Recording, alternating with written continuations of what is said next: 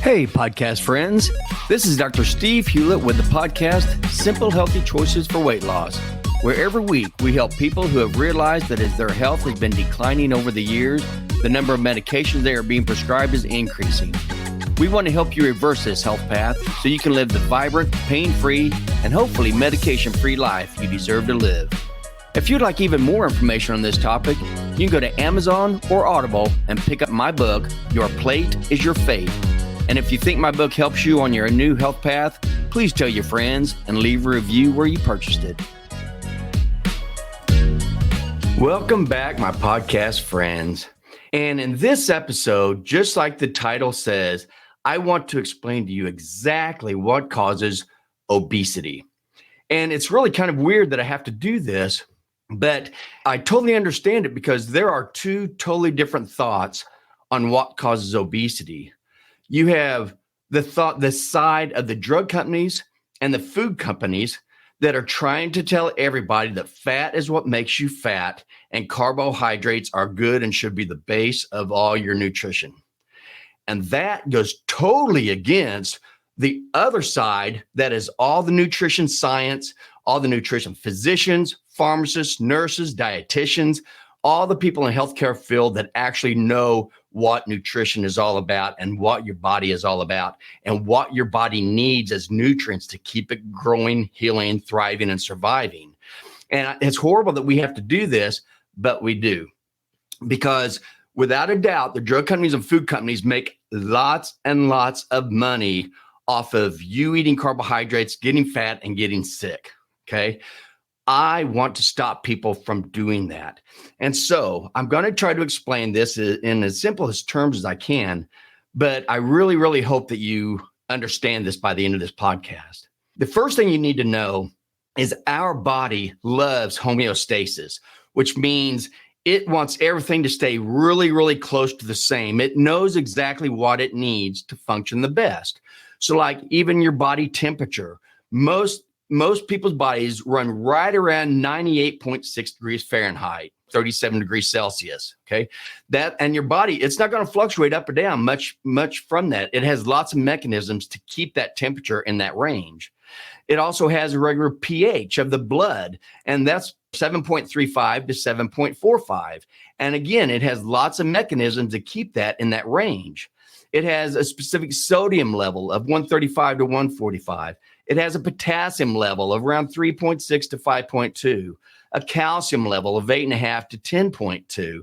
And it has all these mechanisms to keep those in those ranges. And that's what our body does. It tries to stay very homeostatic because it knows that's where it works best. It even has a body weight set point. Now, this one's a little bit different from your thermal set point that regulates your body temperature. Your body weight set point is a place that your body has found is comfortable for you. It's not necessarily the healthiest, but it knows what your activity level is, and it knows what types of food you tend to put in your mouth. And with those two things, it knows about what your body weight should be at that time. And that's why your body weight isn't going up and down by 10, 20, 30 pounds, depending on how big of a meal or how little of a meal you eat, because your body has all kinds of ways of keeping your body weight right where it needs to be. And there's two main ways. And I actually go totally into this. I explain this in episode 4, when it's called It Is Not Eat Less Calories and Exercise More. So if you don't understand body weight set point, you can go and listen to podcast 4. But basically, your metabolism, there's two different ways that your body regulates its body weight set point. And that's by either speeding up your metabolism or slowing down your metabolism, or making you hungry or making you feel full. And by those mechanisms, they can either increase your body weight or decrease your body weight to get back to your ideal body weight that your body thinks it's supposed to have.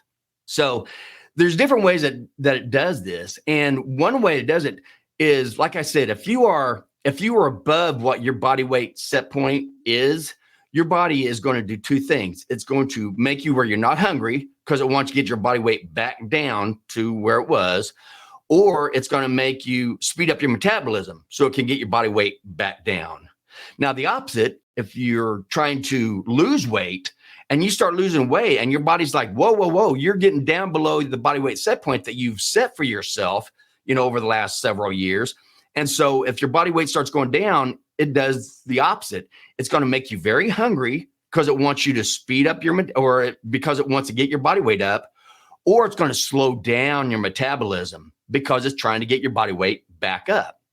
And if you think about that, and I talk about that in that podcast, but if you think about it, that's what is wrong with this, the really horrible information that people always give, saying that if you want to lose weight, you just need to decrease calories and exercise more. Because like I just said, if you are trying to decrease weight, your body doesn't want that. So it wants to put you back up. So it's going to make you very hungry. So your body's trying to make you very hungry at the same time that you're trying to decrease your calories. The other thing I just said is that if your body starts going down below its body weight set point because you're trying to lose weight, it's also going to slow down its metabolism because it's trying to get your body weight back up to where you have set your normal body weight set point. However, this is also when they're telling you need to exercise more. So now you start trying to exercise more when your body trying to slow down its metabolism and you feel tired and drained and miserable. And that's why diets do not work. They've never worked. They do not work. That's not how you do it. You don't just decrease calories and exercise more. You have to change the nutrition you put in your mouth. Okay. So again, I just kind of breezed over that, and you can go back to episode 4 and it'll explain it more, but that's the basics. So one thing we said that what happens is when you eat, your body, if your bodies want to decrease your hunger, if you want to decrease your hunger, there is a hormone that your fat cells release, and it's called leptin. And leptin goes up to your hypothalamus in your brain, and leptin stimulates this medial hypothalamus. And when it does that, that tells your body, I'm not hungry, stop eating. And this is all produced from the fat cell, from your fat cells. That's what leptin is produced from fat cells. When they're full, leptin goes to the hypothalamus and tells you to quit eating. Okay. So that's one thing that happens. Then the other thing is, like, if you have to increase your metabolism. And there's different ways that you can do this, increasing your metabolism also, or decreasing. Your metabolism can go up or down by 40%. A lot of it is called thermogenesis. Just the heat production in your body has a lot to do with your metabolism. It is not about exercise. Exercise is just one little portion of the whole metabolism formula. So your body's going to be changing your hunger limits, and it's going to change your metabolism depending on where your body state is. And again, there's other things. Like I said, it'll make you hungry. So if your body needs more nutrients, it's going to make you hungry by producing a hormone called ghrelin. And ghrelin is released from your stomach. And again, it goes up the hypothalamus. It stimulates the peripheral hypothalamus, and that is what causes you to be hungry. It makes you want to eat more. So if you are trying to eat and you're not eating a nutrient-dense food, your body, all it knows is it's not getting the nutrients it needs. So it continues to produce ghrelin to keep you hungry until you finally give it the nutrients it needs. And that's a big problem, because your most nutrients-dense foods are meat. That's meat and fat. They have so many nutrients, all your amino acids, your vitamins, your minerals, your amino acids. It has everything you need. So it doesn't take a whole lot of meat and fat to fill you up, because you're giving the body its nutrients. But if you're eating a lot of ultra processed carbohydrates, like the food manufacturers make on the inner aisles of the food store, the grocery store, then those don't have very many nutrients in them at all, like hardly any. It's just a bunch of chemicals that are killing your body. So your body never gets the nutrients it needs. So when you eat carbohydrates, you're constantly hungry all the time. And that's why, because your body needs these nutrients. And so your body's continuously producing ghrelin. But once you give your body the nutrients it needs, now it's going to be producing leptin, and it's going to tell you stop eating. And there's some other hormones down in your intestines that also get stimulated by fat and protein in your intestines that also keeps you feeling full. And I've talked about that in other podcasts also. So that's what you want to do. You want to eat the meat and eat the fat, and that's going to keep you feeling full for a long period of time. And I'll explain why I say that in just a little bit. But when you eat carbohydrates, that doesn't happen. You'll get full for a little bit while your stomach stretches out, and then all of a sudden you're hungry again because there was no nutrient value in any of that. So the other thing that we said is that, again, your body is wanting this homeostasis. We talked about it with temperature, pH, sodium, potassium, calcium. I mean, everything in your body, it keeps it there. Your glucose is the same thing. Your glucose, your body wants a certain level of glucose because it can use glucose for energy, but it can also, fat is its main energy source. That's what it's supposed to be. The way our bodies are made is the fat in our fat cells, our subcutaneous fat cells. That's the energy we've always been using ever since the beginning of time. And that's why we have so many fat cells on our body, so we can store energy. Then for the times when we don't have any food coming in our mouths, we can use that for our energy. Our carbohydrates can be used for energy also, but that's supposed to be for our fight or flight energy, and that's all. And you know this by looking at our storage. Our energy stores for carbohydrates is only about 10% of our liver, and then 1% of each of our skeletal muscles, but that can only be used for your skeletal muscles. So really, you're only talking about 10% of your liver. To where your fat cells make up all of your subcutaneous fat cells, you have fat cells all over your body because your body is ready to store it for those times that you're not going to be eating, because it wants to keep your body healthy and it wants to keep your body moving and active. So your body goes to great lengths to keep your glucose very low, like between 70 and 140. And that's for everything. That's when you're exercising. That's when you're doing everything. But for your fasting glucose, when you've gone like all night long and you haven't eaten, now your fasting glucose should be around like 70 to 100, something like that. And your body's going to work to keep it that way. And it works really hard to keep it that way until we come along and we mess it all up with the types of food that we put in our mouths. So what is type 2 diabetes? Okay, this is what we're talking about, because they tell you that type 2 diabetes is a problem of too high blood glucose. And that is not true. A high blood glucose in type 2 diabetes is a symptom. Just like high blood pressure is a symptom. Just like cardiovascular disease is a symptom. There's something underlying all these. And all the drugs that we do, all these maintenance meds that you're on forever for your heart, for your blood pressure, for cholesterol, for glucose, these are called maintenance meds because they know you're going to be on these forever. If you're on a maintenance medication like that, the reason you're on a maintenance medication is because you do not eat the proper amount of food.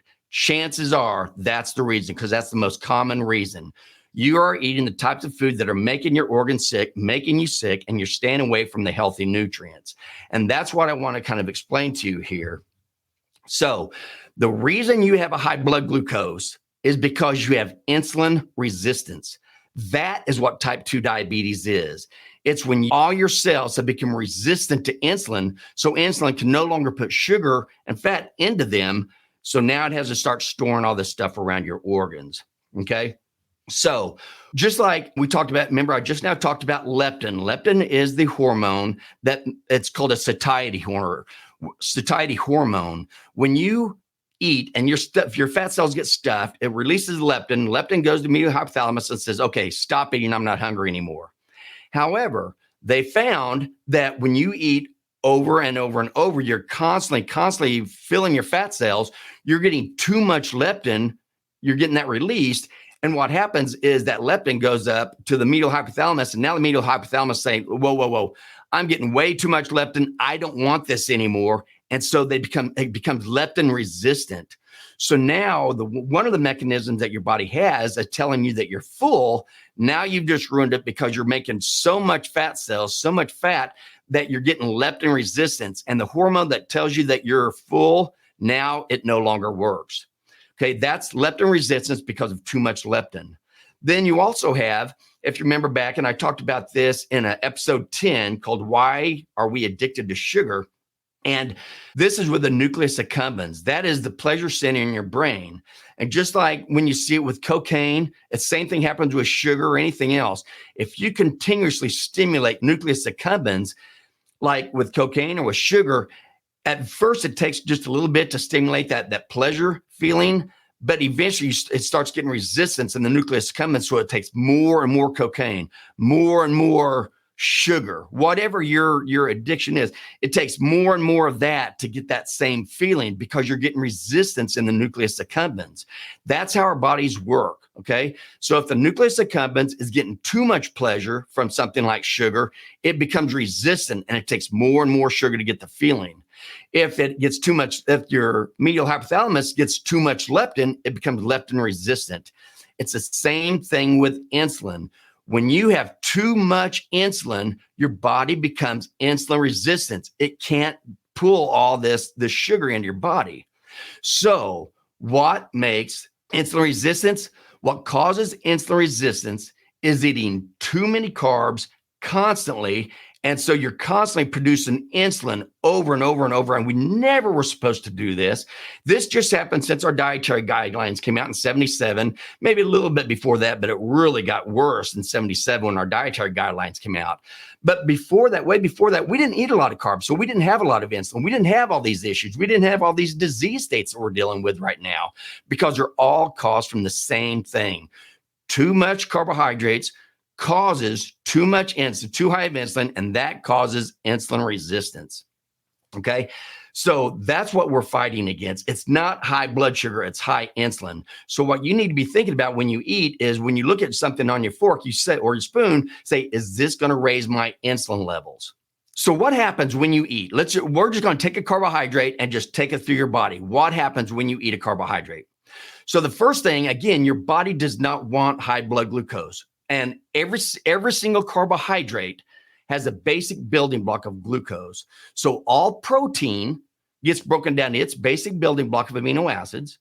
All fats get broken down their basic building block of fatty acids. And all carbohydrates get broken down to their basic building block, which is glucose. So obviously, the obvious thing is if you're having a problem getting rid of glucose in your blood, quit putting glucose in your mouth, which means quit eating carbohydrates. That's plain and simple. That's what it is. You don't need carbs. There's no such thing. There are essential fatty acids and there are essential amino acids. No such thing as essential carbohydrate. There's none. Your body can make all it needs. So what your body does, first you put the glucose in your mouth as a carbohydrate, whatever carbohydrate, and especially these ultra-processed carbohydrates from these man-made foods. That's the worst you put in your body. Well, the worst is sugar-sweetened beverages, but then this is a very close second is these ultra-processed carbs and all the vegetable oils and seed oils and everything else that's horrible for you. But so anyway, so you put a carbohydrate in your mouth, and the very first thing, your body is trying to get rid of those carbohydrates. So your digestion starts in the mouth. Yes, by chewing, that does help. That helps digestion of everything. But your body also produces an enzyme called amylase.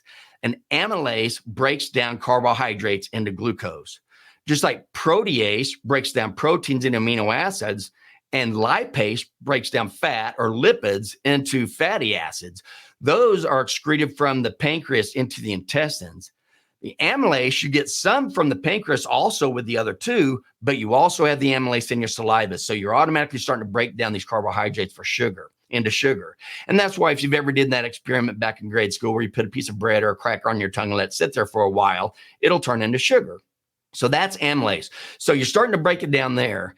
Now you swallow and that gets down your stomach. Well, again, your stomach doesn't want high glucose levels. So it has things called incretins in its intestines to try to keep the food in your stomach for a longer period of time. So it slowly releases the carbohydrates. So the sugar slowly goes into your blood. So hopefully you're not going to have as high an insulin raise because your body doesn't want high insulin levels either. It doesn't want high glucose levels and it doesn't want high insulin levels. So your intestines, when it feels this food in the stomach, it secretes these what are called incretins, which are hormones. And these hormones, they do two things. One, they keep food in your stomach for a longer period of time. And the other thing it does causes your pancreas to produce more insulin. So if you've heard of these GLP-1 agonists like Ozempic and Rybelsus and all these other Mounjaro and all these other ones, what those are, those actually act just like your incretins, GLP-1 and GIP. These are your incretins in your intestines that cause food to stay in your stomach longer and also cause you to produce more insulin.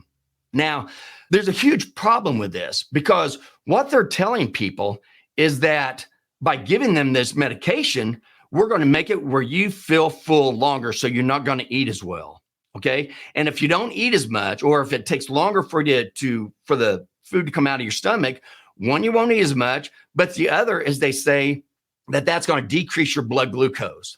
However, what they are not telling you is the reason it causes blood glucose to go down is because it stimulates your insulin.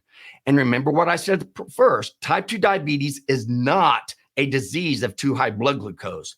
It's a disease of insulin resistance. So you do not give someone who is insulin resistant more insulin. However, that's how most of our type 2 diabetic medications work, by stimulating insulin. And that's why they tell you when you start on diabetic medication, you will be on this the rest of your life. And chances are you're going to be on more and more medications. And chances are they're going to be higher and higher doses. The reason why is because the medications are making the disease worse. Okay. Now, this isn't the doctor's fault. They are not lying to you. Your body does not want high glucose levels. So the only thing that we can do as medical professionals is to give you something that produces insulin to get those carbohydrates down, to get that glucose level down. Okay. It just so happens the way we're doing it is not a good way. The only way you can actually treat this disease is by you stopping eating glucose. That's it. So you either decide to be on more medications and a lot less money, more doctor's bills, no more hospitalizations, or change what you eat. That it really comes down to that. So anyway, so you have these incretins, these hormones from the intestines called GLP-1 and GIP, and they do those two things. They keep food in the stomach. However, remember what I said earlier, if you eat a meal with fat and meat, a good meat, fatty meat, that also stays in your stomach for long periods of time. So that alone will keep you feeling full. Plus, you have, once you eat the meat and the fat, you have hormones down throughout your intestines called peptide YY and cholecystokinin. And I've already done podcasts on those. But those stimulate and those tell your medial hypothalamus that you're still full, so don't eat. So if you just eat meat and fat, you're going to keep yourself feeling full, and they're extremely nutrient rich. So that you are giving your body the nutrients it needs. So your body's not going to keep producing ghrelin saying that it's hungry because it's getting all the nutrients it needs. Okay. That's how you're going to decrease it. And they're already seeing that by giving these medications, besides there are many adverse effects to these medications that they're giving you for this GLP-1 agonist.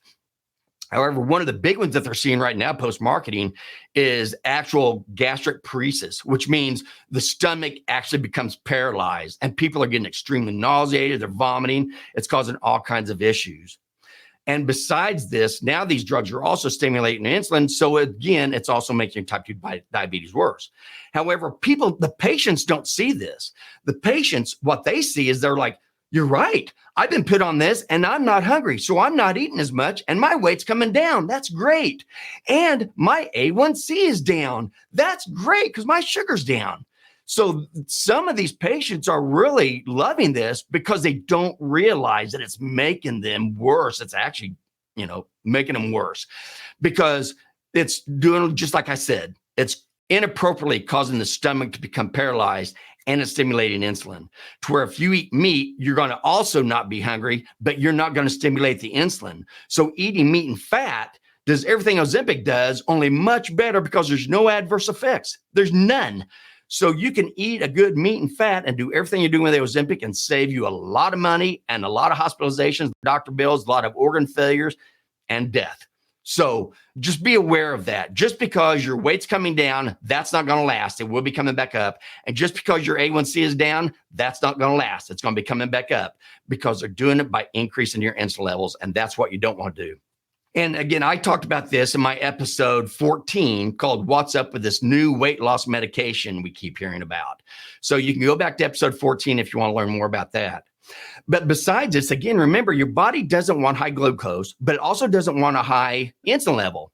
So once these incretins, this GLP-1 and GIP is stimulated from your intestines to keep food in your stomach, okay, and also to produce insulin, now your body also knows that it doesn't want a high insulin. So it also has another incretin called a DPP-4.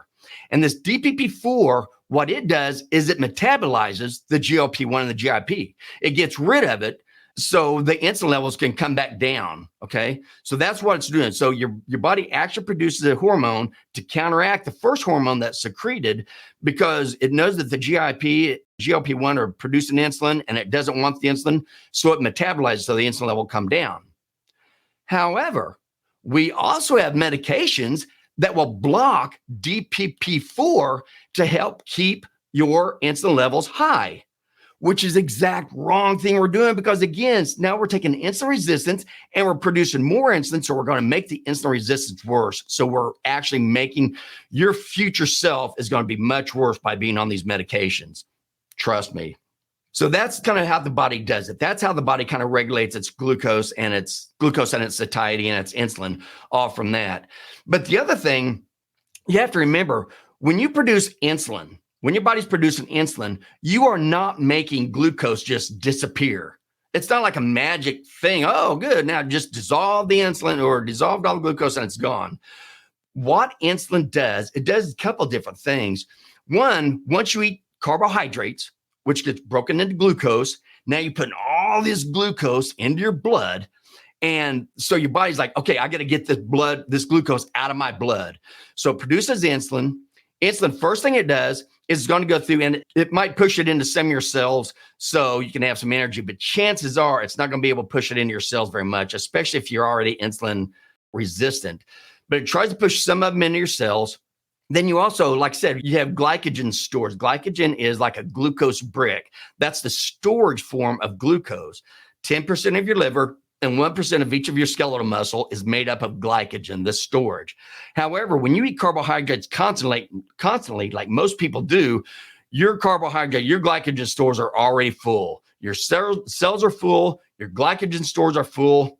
And then, so the next thing it has to do is it has to go through and it has to try to get rid of it through their kidneys. So it starts pushing all this excess glucose out of your body through your kidneys, which that's fine for a little while. But when you get all this excess sugar going through your kidneys, you actually increase the amount of bacteria and virus or bacteria and funguses in your kidneys also. So now you end up with a lot of kidney infections because your body's trying to get rid of all this extra glucose that you're eating. It's trying to get rid of it. So by far the most of it, because that can only get rid of so much glucose. So once your body's done all that, which again, if you're insulin resistant, it's not going to be able to do it very much. The rest of it gets turned straight into triglycerides and pushed straight into your cells and stored. And that's all fine. So now every time you eat carbohydrates, basically it's getting turned into triglycerides and stored as fat. And your body just stores it and stores it and stores it. And I've already given another podcast talking about insulin levels, exactly why this works. But for this, I'm just going to tell you, when your insulin levels are high, it forces your body to store fat. You cannot burn your fat out of your subcutaneous fat cells. When your insulin levels are low, it cannot burn carbs. So it causes you to burn fat out of your fat cells. So if you want to lose weight, it's not about exercising. It's about what you eat. What you need to do is keep your insulin levels low so you're constantly eating the fat out of your fat cells. That's going to bring your weight down. That's going to take care of the insulin resistance. That's going to keep your glucose down. That's going to keep your organ failure down. It's going to keep your medications down, your hospitalizations, your doctors, everything. Just by keeping your insulin levels low. How do you keep your insulin levels low? Quit eating the things that stimulate insulin, which means quit eating glucose, which means quit eating carbohydrates. Now, if you want to eat real fruit and real vegetable, God-made fruit and God-made vegetables, you're fine. You are not going to be overstimulating your pancreas when you eat that food. When you eat man-made food in the box, bottle, bag, and can, you are definitely overstimulating your insulin. And that's why we're in the insulin resistance issue that we're in. And that's why our obesity and type 2 diabetes and metabolic syndrome rates have skyrocketed. And they continue to do so until we can get the word out to people to quit eating this stuff. Because what happens is when you keep feeding your fat cells, and this takes about 10, 20, 30 years. It kind of depends on how you do it, but it's slow. So everything you eat, your body does what it can with it. And then the rest, it's going to take it and it's going to store it as fat and then store it as fat and then store it as fat and store it as fat. And you do this for 10, 20, 30 years. And now all of a sudden, all your fat cells are stuffed. There's nowhere else to put the fat that you're putting in your mouth by eating carbohydrates. So your body starts having to put the fat somewhere else. The first place it goes is to your liver. And that's when you get the fatty liver. There's a thing called the non-alcoholic fatty liver disease. It used to be just fatty liver disease because it's caused by alcoholism. And that was the number one reason why people have fatty liver disease. Now, since our dietary guidelines came out, about 90% of our fatty liver disease now is non-alcoholic fatty liver disease. And that means you are eating too many carbohydrates, you're stuffing your cells, and you are insulin resistant. And that's what's causing you to store it around your fat and around your liver. So you get a fatty liver, then that leads into fatty pancreas. Once you get a fatty pancreas, you're not going to be able to produce enough insulin. So now even what insulin you were producing, you can't do that very much. And so your glucose levels just keep going higher and higher. And that's where the medical field has come in and say, okay, I can do something that'll stimulate your pancreas to produce even more insulin, but it's not going to last for very long because that will wear out also for the same reason. So once you get the fatty pancreas, you get decreased insulin production. And now this is when your blood sugar is high, your insulin levels are high, you have inflammation all over your body because of fructose and these vegetable and seed oils. And this is where you get all of your organ damage. And again, I did a whole podcast on this, episode 8, called How Excessive Carbohydrate Intake Causes Organ Failure. So I explained it all on that, but just realize that's what it's from. You have eaten so many carbohydrates, gets turned into so much fat. You've stuffed all your fat cells. Now you're stuffed around your organs, and now you end up with organ failure. And since it takes so long, 10, 20, 30 years, nobody notices it. Nobody realizes what was caused. They don't realize they've been doing this to themselves this whole time. And the drug companies and food companies are not telling you that. If you watch any commercials or see any social media or anything, you'll know they are promoting carbohydrates big time and telling you that the extremely healthy meat and fat that we've been eating since the beginning of time is bad for you. So you got to use some common sense. How have we lived for thousands of years on meat and fat? And now all of a sudden, when the drug companies or the food companies come out with this new food, they're saying that's the only way we can live and the other was bad. So please use common sense on this stuff because this is killing us very slowly. It starts off with increased obesity, then type 2 diabetes, then metabolic syndrome, cardiovascular disease, high blood pressure, non-alcoholic fatty liver disease, liver damage, liver failure, kidney damage, and kidney failure. This is where you start going on dialysis. The number one reason people go on dialysis is because of insulin resistance, which they call type 2 diabetes. But remember, it's insulin resistance. It's not because of high glucose. High glucose was just a symptom because you got insulin resistance. Then this also leads to all the amputations and Alzheimer's and even death. So all of this can be prevented. All of this can be prevented if you just stop eating man-made, ultra-processed carbohydrates with all its sugar, high fructose corn syrup, vegetable and seed oils, and chemicals out the wazoo for everything. Artificial flavoring, artificial coloring, everything.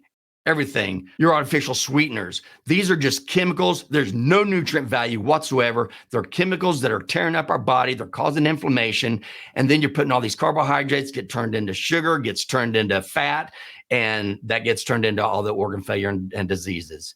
So that's how obesity occurs. And you can stop this. If you feel like you are unhealthy, you can stop this by changing what you eat. And it's very simple. If you look on your fork or you look on your spoon and you say, did God make that? Does that look like something God made? Then you can eat it. If that's a man-made food, you're not going to put a Dorito on your counter and say, yep, God made that. Doesn't happen. So stick with God-made food, avoid man-made food, and become healthier so you can live a vibrant, healthy, happy life. So that's all I got for today. I know it went a little bit long, but I really want to get that out to you. So once again, thank you so much for listening and have a great week. And remember, make simple, healthy choices to live a quality life.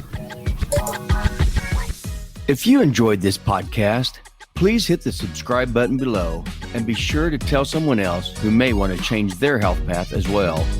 And don't forget, you can also purchase my book, Your Plate is Your Fate, on Amazon or Audible. And if you do, please leave a review.